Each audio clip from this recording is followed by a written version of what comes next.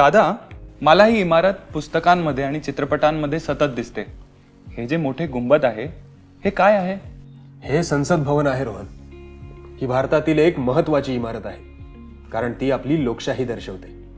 लोकशाही म्हणजे काय आणि सांसद यामध्ये कसे बसतात? लोकशाही म्हणजे लोकांना त्यांच्या भविष्याचा निर्णय घेण्याची शक्ती आहे, आणि ही शक्ती 4 मजबूत स्तंभांवर आधारित आहे, जे आपली लोकशाही कार्यरत ठेवतात. चल, मी तुला या स्तंभांबद्दल सांगतो. हो दादा. आपली लोकशाही 4 मुख्य स्तंभांवर आधारित आहे: विधानसभा, कार्यपालिका, न्यायपालिका आणि मीडिया.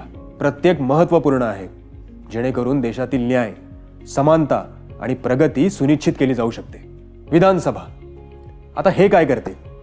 विधानसभा देशासाठी कायदे बनवते. यात 2 कक्षांचा समावेश असतो. लोकसभा म्हणजेच जनतेचे सभागृह, सदस्य नागरिकांद्वारे थेट निवडले जातात.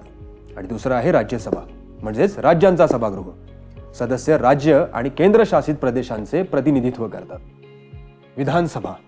विधानसभा देशासाठी कायदे बनवते. यात 2 कक्षांचा समावेश असतो. पहिला आहे लोकसभा, म्हणजेच जनतेचा सभागृह. यात सदस्य नागरिकांद्वारे थेट निवडले जातात.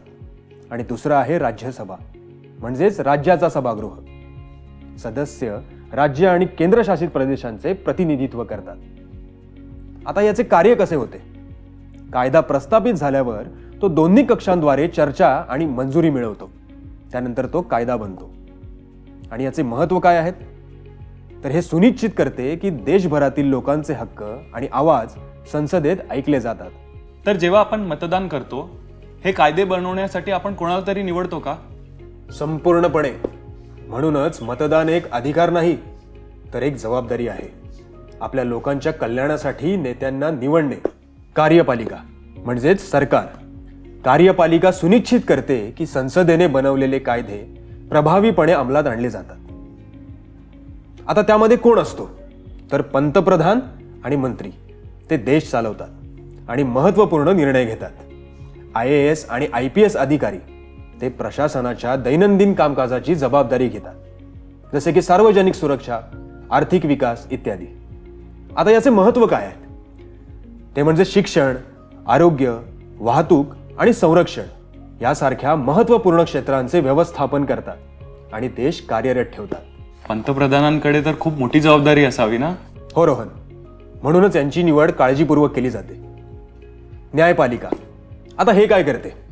न्यायपालिका कायद्याचे अर्थ लावते आणि सर्व नागरिकांसाठी न्याय सुनिश्चित करते. ते इतर स्तंभांवर देखरेख ठेवते, जेणेकरून कोणालाही आपल्या शक्तींचा गैरवापर करण्याची संधी न मिळावी. आता त्यात कोण असतो? सर्वोच्च न्यायालय. भारतातील सर्वोच्च न्यायालय, उच्च न्यायालय आणि जिल्हा न्यायालय ते प्रादेशिक आणि स्थानिक पातळीवर खटले हाताळतात. त्यांचे महत्त्व काय आहे? तर हे नागरिकांच्या हक्कांचे संरक्षण करते आणि प्रत्येकाला कायद्यानुसार समान वागणूक मिळवून देते. जर कोणी आपले हक्क चुकवत असेल तर काय होईल? त्यांना कोर्टात जाऊन न्याय मिळवता येईल आणि न्यायपालिका न्याय दिल्याची खात्री करते. मीडिया. आता हे काय करते? मीडिया नागरिकांना चालू घडामोडींविषयी माहिती देते आणि सरकारला जबाबदार ठरवते. यात वृत्तपत्रे, दूरदर्शन, रेडिओ आणि डिजिटल प्लॅटफॉर्म्सचा समावेश असतो. मीडिया पारदर्शकतेची खात्री करते, भ्रष्टाचार उघड करते आणि लोकांना महत्त्वाच्या मुद्द्यांवर शिक्षित करते. तर न्यूज पाहणे आणि वृत्तपत्र वाचणे लोकशाहीसाठी महत्त्वाचे आहे का? संपूर्णपणे रोहन. मीडिया नागरिकांना योग्य निर्णय घेण्यास मदत करते आणि नेत्यांना जबाबदार ठरवते. तुला माहिती आहे का रोहन, भारतीय संसदेचा पहिला सत्र 13 मे 1952 रोजी झाला आणि सर्वोच्च न्यायालय 1950 मध्ये स्थापन झाले. संविधान लागू होण्याच्या 2 दिवसानंतर भारतात 800 पेक्षा अधिक टीव्ही चॅनल आहेत, जे वृत्त आणि माहिती प्रदान करतात. हो दादा, आता मला समजलंय.